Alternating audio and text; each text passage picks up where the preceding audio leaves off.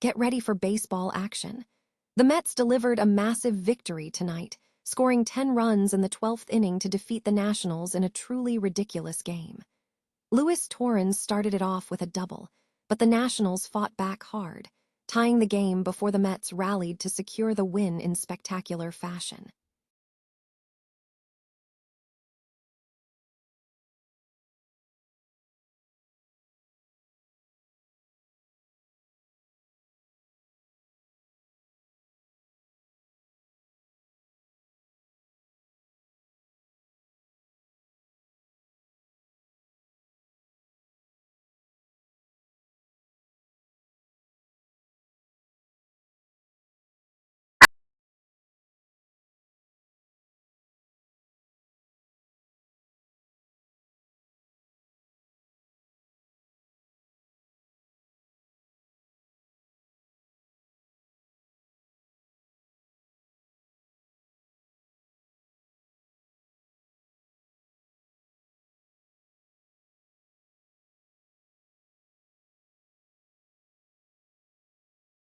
On the Dodgers Nation and the PCA situation. We are breaking down the latest developments concerning the PCA and hot water and confirming that Skubal is symptom-free following his recent surgery. Stay with us for the full breakdown. The New York Mets secured a dramatic 16-7 victory over the Washington Nationals in a grueling 4-hour contest, ultimately winning 10 runs in the 12th inning to clinch the win. The game was a back-and-forth battle, characterized by key offensive bursts and pitching performances. The Mets initially took the lead when Luis Torrens doubled, driving in Tyrone Taylor. However, the Nationals responded immediately in the same inning, with Jose Tina tying the game with a double and then scoring on a single to take a 2-1 lead. Washington managed to score in the third inning, with Joey Wiemer doubling to extend the lead, though Dalen Lyle failed to capitalize on a potential fourth run. The momentum shifted in the fourth inning when Brett Baty hit a solo home run, and Juan Soto followed with a 2-run single, putting the Mets back in front in the fifth. Bo Bichette contributed an extra base hit in the seventh inning, pushing the Mets to a 5-3 lead. The Nationals mounted a late push, with Brooks Raley having a poor outing in the bottom of the eighth, allowing the Nationals to cut the lead to 1 run. Tobias Myers stabilized the situation, but allowed Curtis Mead to double and tie the game in the eighth. Luke Weaver struggled in the ninth, forcing the game into extra innings. In the 10th inning, the Mets failed to score despite a runner on base, largely due to an inning-ending double play by Mark Vientos. The 11th inning saw the Nationals tie the game when a runner scored, forcing the Mets bullpen to work overtime.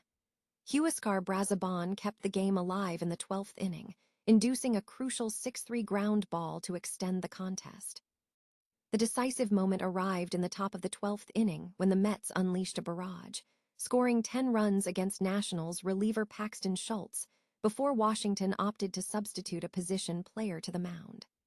Following this offensive explosion, Craig Kimbrell pitched the bottom of the 12th, allowing only 1 run to secure the 16-7 final score.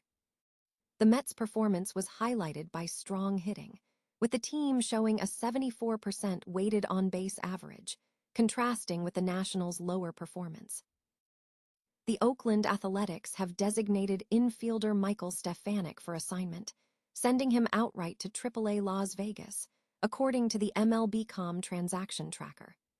This move follows the team's acquisition of Alika Williams from Pittsburgh, who will replace Stefanik as a utility infielder. Stefanik's brief tenure on the Major League roster began after the Athletics lost Jacob Wilson to the injured list, prompting the team to call him up on Tuesday. He appeared in 2 games, starting at second base and serving as a pinch hitter in the second appearance, recording a 2-5 record with 1 run scored. This marks the 5th consecutive year with MLB action for the 30-year-old infielder. At the major league level, Stefanik possesses a lifetime batting average of .231, a .315 on-base percentage, and a .269 slugging percentage. While he has demonstrated elite strike zone judgment and pure contact skills, his power production has been limited. Furthermore, his defensive profile as a second or third baseman rather than a true shortstop has capped his value as an off-bench option for MLB clubs. The decision by the Athletics to acquire Williams underscores this assessment, as the team's middle infield pairing includes Jeff McNeil and fill-in shortstop Darrell Hernays. Stefanik has been outrighted multiple times throughout his career, granting him the option to elect free agency.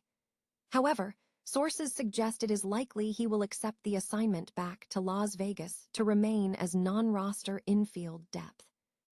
Kyle Teel has suffered a significant setback, sustaining a sprain to his lateral collateral ligament in his right knee, which will sideline him for 3 to 6 weeks before he can begin a rehabilitation assignment.